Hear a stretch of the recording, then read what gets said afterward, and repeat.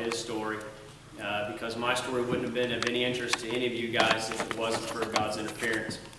I want to thank my grandma and grandpa for coming here today, Paul and Joanne.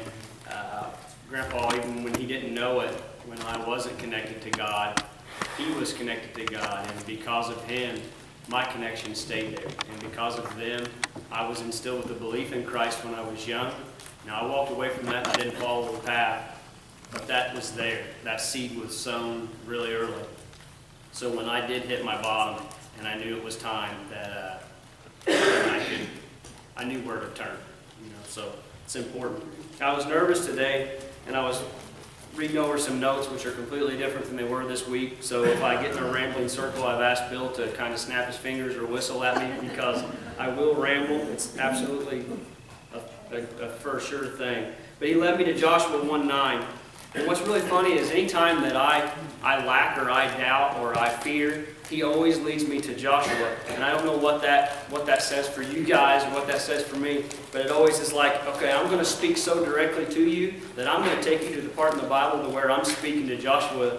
So he says in Joshua 1:9, he says, "Have I not commanded you, be strong and courageous? Do not be afraid, do not be discouraged. For the Lord your God will be with you wherever you go." Now this is important, because God will be with you regardless of whether you think He is or not.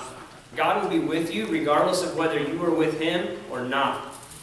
And that's where faith comes in. And I'll get to that in a minute after I tell you my story. But see, we have faith in God, but God has faith in us. And the reason that God gave His Son for us to die on that cross was because He had faith in us. And we don't talk about that enough, about God's faith for us, because it's a perfect faith. So Bill asked me to come in here and kind of tell you my story about me and my wife. A few years ago, we went through a pretty devastating thing, and we got divorced. When we got married, it was, we lived in sin before we got married. We lived together for 3 or 4 years, and I'll make this really short, or this can be very long. We got married in sin. We had a child, then we got married. We lived for each other. We lived for ourselves, basically. We didn't even live for each other. We definitely didn't live with God. And if you can imagine, in today's world, when you don't have God, things are hard and things are tough. And they just get tougher and tougher and tougher, because you keep trying in your own understanding, in your own pride, in your own stubbornness. You try to fix everything yourself. You think you have to be the one that fixes everything. And that's how we were. And we got pretty bad. We would fight and argue. We would fight and argue in front of the kids. And it wasn't like we were like doing really good fighting, like in front of the kids, like we were whispering it, We were like, we were hollering and yelling and screaming and hollering. There would be times we would fight so bad that the kids would start to cry and they would be scared, and you could see the fear in their eyes, and it would just tell us to stop fighting. But we couldn't. We couldn't stop fighting. And it got to a point where we just couldn't even speak, because if we spoke to each other, we was going to fight. That's just how it was. We was going to fight. We was going to argue. We would argue about how much milk there was in the refrigerator. We would argue about everything. We just couldn't say nice things to each other. And even when we said nice things to each other, it was almost self-serving. It was like self-serving niceness, because I was only saying to her so she wouldn't get all upset and then come at me, so then I could just have a good day maybe, if I wouldn't make her mad. It wasn't because I didn't want to hurt her feelings. It was because I didn't want to deal with her when she was angry. And it just continued to go. And anytime you do that, it's going to boil, and it's going to boil over. And it did. It boiled over bad. But there was this little seed that was sown. And in our testimony, when we told it, I said it as if it was a dandelion in the field. Somebody blew a dandelion, and one of the little seeds of the dandelion blew into our life and land. And that's when God sowed that seed in our life. In the midst of turmoil and tragedy, God's seed, He sowed that little seed. He just sowed it right in there. And we got this thing, we should go to church. I don't know where that came from. I can't tell you where it came from. We should go to church. Okay, we fight on a daily basis. We're in the worst port we've ever been. Financial struggles are coming over us so bad we can't even hardly stand it. We're just stressed constantly. We're stressed, we're depressed, we're beat down, we're broken. And we decided we should probably go to church. And we're like, maybe, So we're like, well, we should go to this church and that church. Well, at the time, my sister was going to Christ Church over here in the old school building, old McHenry School building. And why she was going out, I don't know either. But she invited us to come with her one Sunday. So we went, and we superficially sat out there in the chair and watched the sermon on the TV screen and went through the whole deal and pretended like we were being touched by God. And we was, but it was more of an act, you know. We were just kind of like, all right, our lives are going to change now. And we just expected that. We expected, since we made the decision to go to church, that bam, everything was just going to be better. And that when we found out after we went that Sunday and we got in a fight after we left the church, well, maybe that didn't work. You know, maybe church isn't. Maybe we're too far gone. So we went to Christ Church one week, and I had to go to Alabama for work for a whole week. So I left to go to Alabama, and while I was gone, Carrie Schroeder invited Becky to Orchardville Church. Wonderful church, wonderful people. And she went, and that Sunday when I wasn't there, I got a phone call in Alabama, and for the first time I heard Becky happy. For the first time in many years, I heard her genuinely happy and excited because she had given her life to God that Sunday.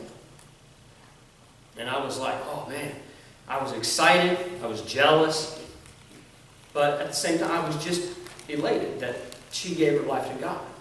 And she's like, won't you come with me to Orchardville Church next Sunday when you get back? And we had already sort of split and then got back together. So I went to Orchardville with her the next Sunday. And Pastor Rob there had a 6x6 cross up here on the stage, made out of 6x6. The beefiest cross I've ever seen in my life. Like it looked like I could hit it with my truck, and that cross would have just stayed right there.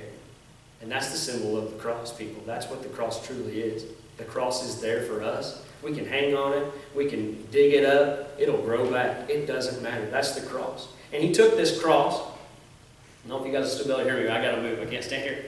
He took this cross, and he took a computer, a laptop computer, and he said, you know what? The sins that are in this, guess what? The cross can handle it. And he, bam! And he bashed that cross with that computer. 1 million pieces flew all over the church. He took an alcohol bottle, which was my friend. He took an alcohol bottle and he, bam! And he smashed it and glass went everywhere. And the people that cleaned up were like, man, come on, Pastor. Chill out. And he's like, no, the Spirit is in me. This is for real. He took other things and bashed them on the cross. And guess what? The cross didn't even get a slash and a tarnish on it. The stain didn't get scuffed. It stood there. He took little black books out with phone numbers in them and threw them in a plate and torched them on fire right there in the church. And the sprinkler system didn't even kick in. They thought it was going to, but it didn't.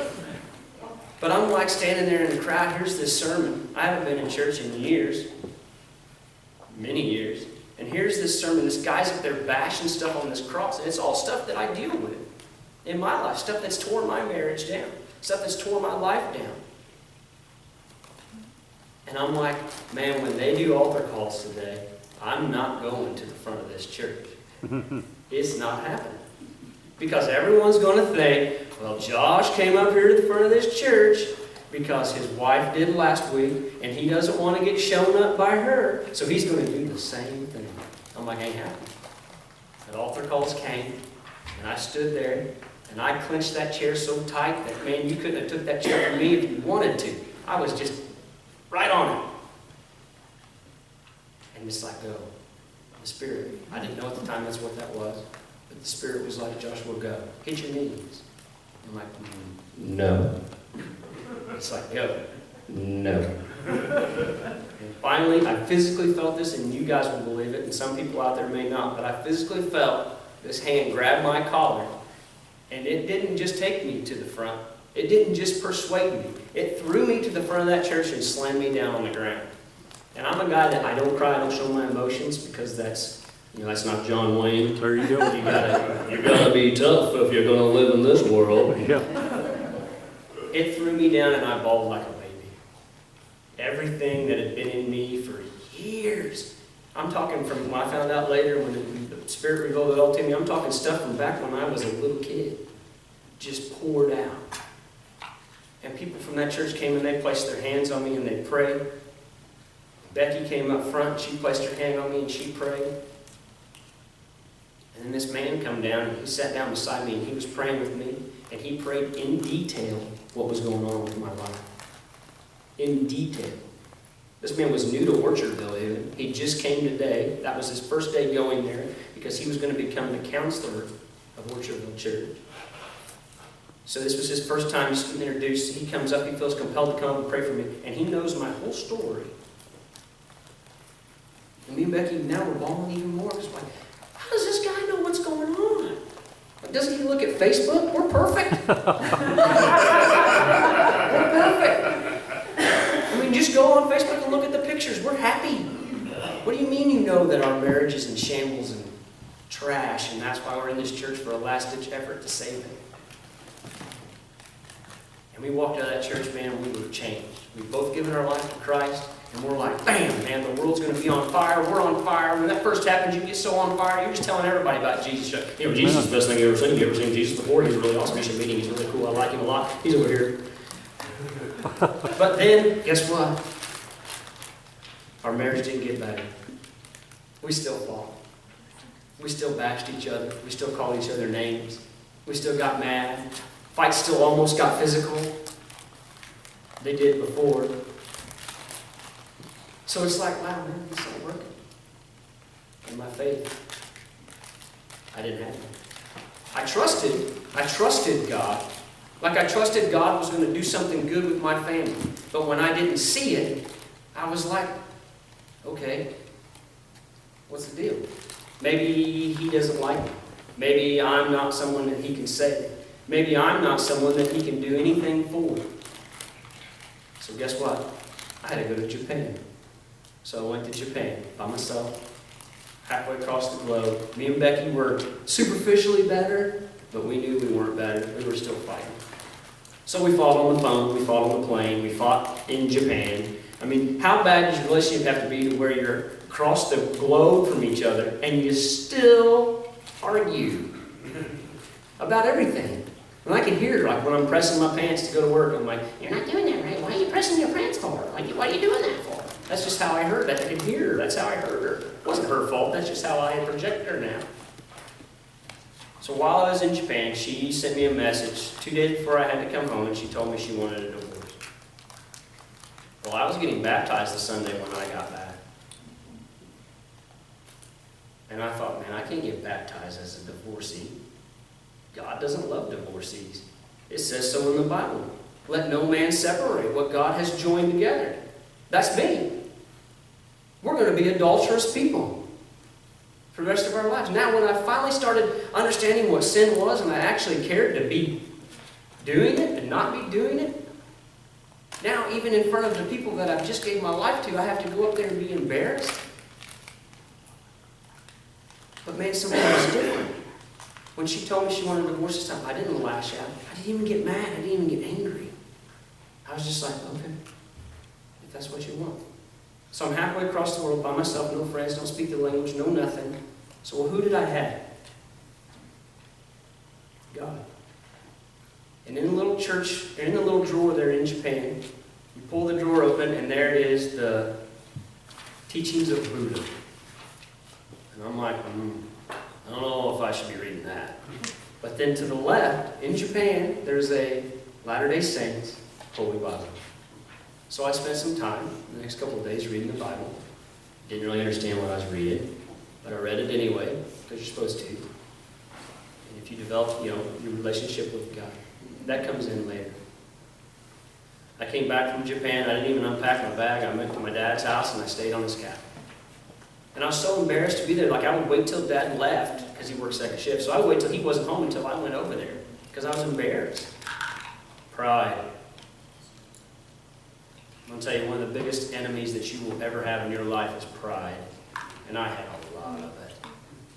So I came back, me and Becky, no. She ends up getting another relationship. I'm furious. My kids aren't going to get around that. Not happening. I started praying for her. Started praying for me. Weekends I didn't have my kids, I'd go out drinking. You know why? Because it'd make me forget all the pain and the suffering.